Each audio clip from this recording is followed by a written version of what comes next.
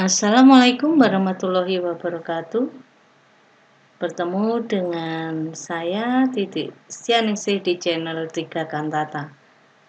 Pada video ini saya akan melanjutkan pembahasan soal ulangan bagian 2, yaitu nomor 11 sampai nomor 20. Anak-anak silakan disimak ya, agar kalian tahu di mana letak kesalahan kalian dalam menjawab soal kemarin, sehingga pada ulangan berikutnya Anda tidak mengalami hal yang sama. Kita lihat nomor 11. Aspek-aspek yang perlu diperhatikan negosiator adalah A. Penampilan, sikap bicara, pendapat, dan komentar. B. Penampilan, pujian dalam bernegosiasi. C. Penampilan, sikap bicara, wawasan bahasa. D. Sikap, pendapat, dan komentar. E. Bahasa, pendapat, dan komentar. Dalam sebuah negosiasi, seorang negosiator memerlukan C. Penampilan, sikap bicara, wawasan, dan bahasa. Aspek-aspek itu sangat mendukung untuk mempengaruhi mitra bicara. Kita lanjutkan soal nomor 12. Bacalah kutipan berikut ini. Bacaan ini digunakan dalam 2 nomor ya, jadi sama nanti bacaannya, hanya saja pertanyaannya berbeda. Nah, mari kita baca dulu. Chandra, Punto, dan Yusuf adalah anggota Karang Taruna Desa Makmur Jaya. Pada sore itu mereka ke rumah Pak Dadang untuk mencari bantuan dana yang akan digunakan untuk kegiatan Festival Budaya Desa Makmur Jaya 2018. Chandra berbicara dengan serius. Punto tampak diam saja. Pak Dadang juga menanggapi ucapan Chandra dengan kaku.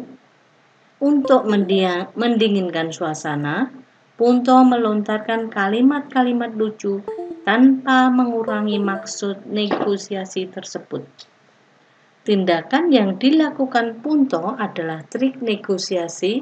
Nah, di sini Punto itu melontarkan kalimat-kalimat yang lucu. Ya. Biasanya dengan kalimat-kalimat yang lucu itu, maka jawabannya adalah E. Membuat suasana menjadi santai. Jadi salah satu cara membuat suasana santai adalah membuat cerita-cerita lucu atau kalimat-kalimat lucu ya. Ini dengan wacana yang sama, pertanyaannya informasi pokok dalam kutipan teks negosiasi tersebut adalah, jawaban yang paling tepat adalah D. Perwakilan Karang Taruna bernegosiasi dengan Pak Dadang.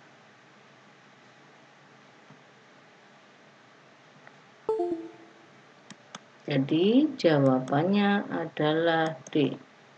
Kita melanjutkan ke nomor 14. Ya, 14 dan juga 15 jawabannya. Bacaannya juga sama, hanya saja pertanyaannya berbeda. Mari kita simak dulu. Wulan seorang pramuniaga. Wulan sudah 5 tahun bekerja sebagai pramuniaga di toko Ramai, tetapi gajinya tidak pernah naik. Gaji yang diterima Wulan setiap bulannya adalah 1 juta rupiah. Pada suatu hari ia menemui pemilik toko. Wulan ingin meminta kenaikan gaji kepada pemilik toko.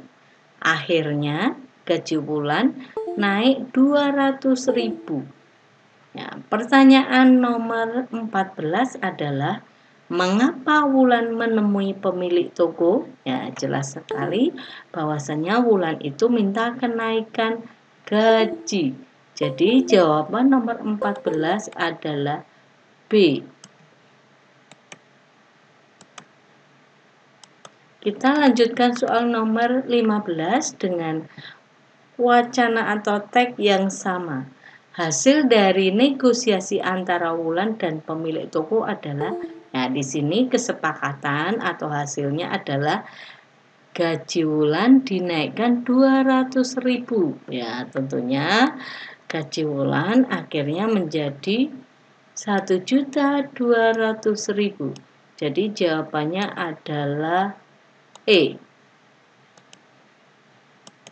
Ya, kita lanjut ke nomor 16. Ya, kita lihat nomor 16 di sini ada sebuah contoh penulisan nomor surat. Ya, kita lihat pertanyaannya.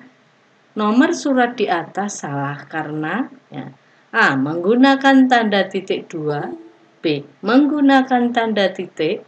C. Menggunakan garis miring. D. Menggunakan kata nomor.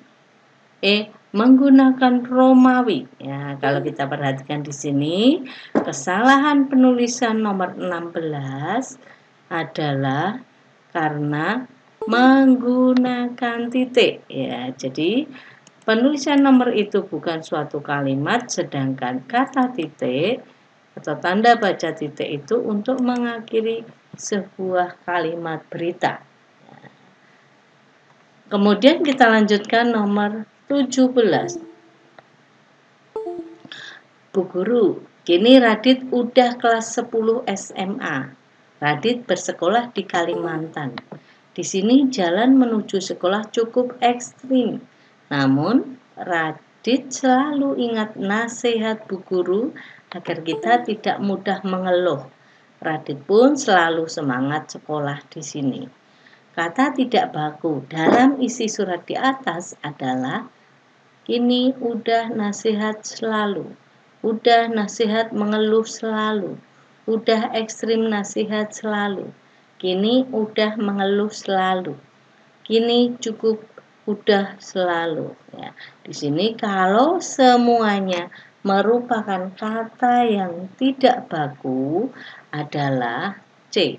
Udah harusnya sudah, ekstrim harusnya pakai E sini, nasihat harusnya pakai I, nasihat, selalu harusnya selalu. Jadi yang tidak baku adalah C. Kita lihat nomor 18. Nomor 18 di sini adalah contoh surat penawaran. Nah, adapun surat ini untuk menjawab nomor 18, 19, 20. Jadi Anda harus jeli. Kita lihat bagian-bagiannya dulu. Di sini ada kop surat, ada tanggal surat, ada nomor surat, ada alamat yang dituju, ada salam pembuka, ada kalimat pembuka, ada kalimat isinya 2 paragraf, kemudian kalimat penutup, kemudian ada salam penutup, ada nama instansi, ada nama pengirimnya. Ya. Kita lihat pertanyaannya. Bagian surat penawaran di atas yang penulisannya sudah benar adalah, kita lihat kopnya dulu. Dari kop di sini sudah saya jelaskan di kelas bahwasanya ada kesalahan penulisan, bahwasanya alamat dalam kop tidak boleh disingkat. Jadi kata JL itu bentuk yang salah, harusnya ditulis jalan. Dan juga yang kedua, NO itu tidak perlu ditulis. Jadi tanpa ada kata NO, harusnya langsung angkanya saja. Ya, kita lihat pilihan yang kedua adalah alamat yang dituju. Ya. Kita lihat alamat yang dituju, kata kepada juga tidak tepat. Jalan harusnya tidak disingkat, NO tidak perlu dituliskan. Kemudian lampiran, ya, lampiran di sini kesalahannya angka 1 harusnya ditulis dengan huruf atau lafal SATU 1. Kemudian ada kalimat pembuka, kita lihat di sini kalimat pembuka di paragraf pertama.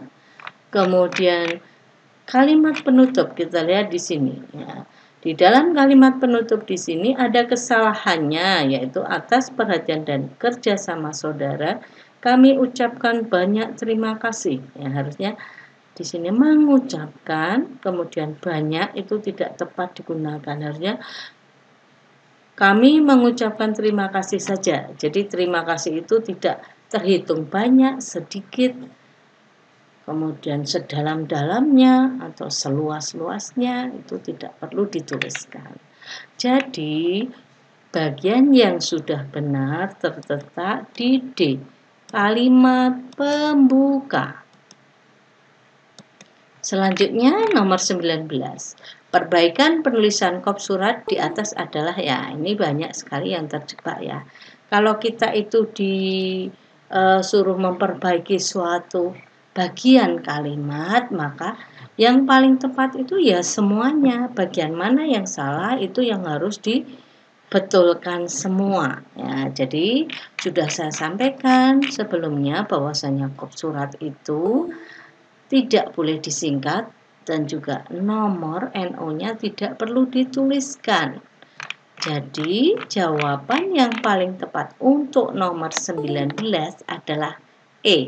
Kata jalan tidak disingkat dan tanpa menuliskan NO.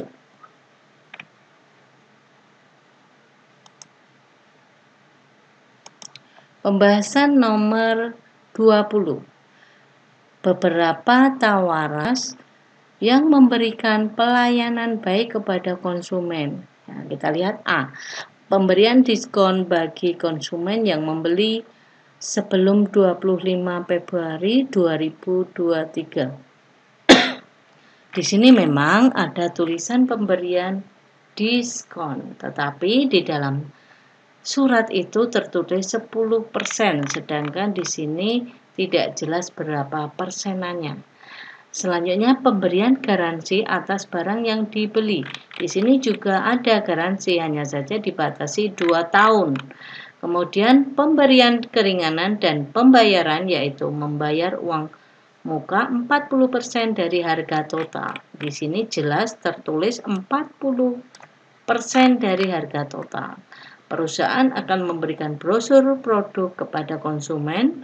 Pembayaran dapat dilakukan dengan cara dicicil. Ini juga jelas ada keterangannya hanya 3 kali.